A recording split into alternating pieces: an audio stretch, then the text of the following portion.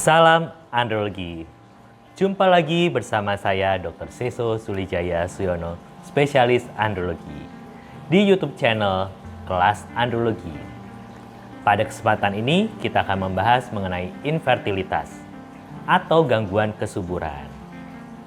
Nah, masih banyak yang bingung menyamakan antara infertilitas dengan kemandulan. Padahal beda jauh. Apa itu infertilitas atau gangguan kesuburan?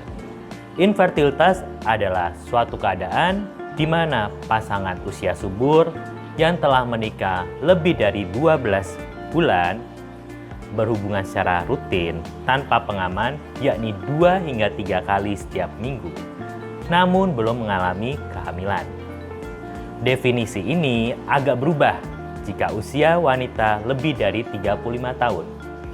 Tidak lagi 12 bulan, tapi 6 bulan.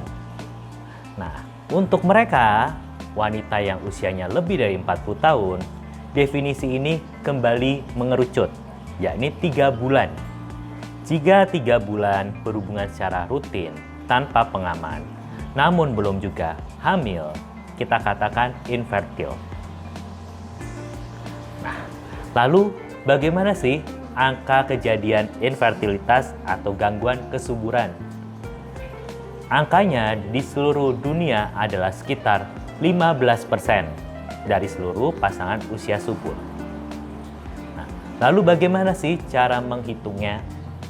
Ibaratnya, angka kasus infertilitas mengikuti deret ukur.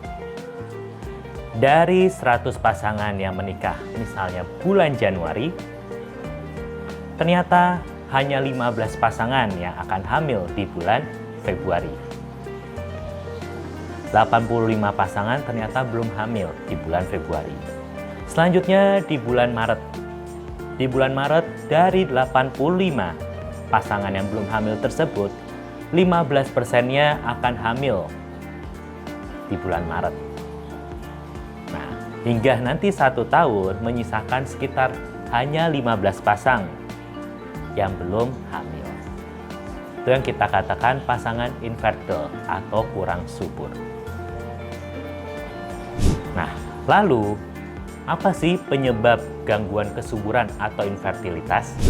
Infertilitas atau gangguan kesuburan bisa disebabkan oleh faktor pria, faktor wanita, maupun kombinasi. Faktor wanita memegang peranan sekitar 40% dari seluruh kasus infertilitas. Lalu, infertilitas pria sekitar 40% juga, sama rata dengan kasus pada wanita. Sekitar 10% dari seluruh kasus infertilitas disebabkan karena kombinasi faktor pria dan faktor wanita. 10%-nya lagi adalah faktor unexplained atau tidak terjelaskan. Ternyata prianya normal, wanitanya normal. Nah, ada faktor yang tidak bisa kita jelaskan. Itu yang kita sebut unexplained infertility. Nah, lalu penyebab dari infertilitas pada pria apa saja? Menurut European Association of Urology pada tahun 2020, sekitar 30% atau penyebab tersering dari infertilitas pria adalah idiopatik atau tidak diketahui. Hal ini berkaitan dengan faktor gaya hidup, misalnya merokok, kurang olahraga, diet yang kurang sehat, dan lain sebagainya. Sekitar 15-16% disebabkan karena varikokel atau varises, pelebaran pembuluh darah vena atau pembuluh darah balik di daerah skrotum. Sekitar 10% disebabkan karena faktor hormon yang kurang atau hipogonadisme. Sekitar 2 hingga 3% karena faktor gangguan ereksi dan gangguan ejakulasi. Sekitar 10% juga disebabkan karena faktor penyakit sistemik, baik itu infeksi, diabetes, gangguan kolesterol, obat-obatan jangka panjang, dan lain sebagainya. Nah, lalu bagaimana sih penata laksanaan atau penanganan dari kasus infertilitas.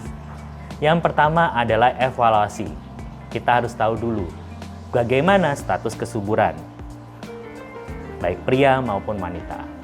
Konsultasikan dengan dokter kandungan untuk pihak wanita dan dokter spesialis andrologi untuk menangani faktor pria. Selanjutnya akan dilakukan wawancara, melihat riwayat apa saja, penyakit dan lain sebagainya. Lalu dilakukan pemeriksaan fisik, pemeriksaan USG, dan yang paling penting adalah pemeriksaan analisa sperma untuk mengetahui kualitas sperma. Nah, lalu bagaimana dengan penanganan selanjutnya? Bisa dengan obat-obatan, baik obat minum ataupun dengan tindakan operasi, misalnya pada kasus varikokel.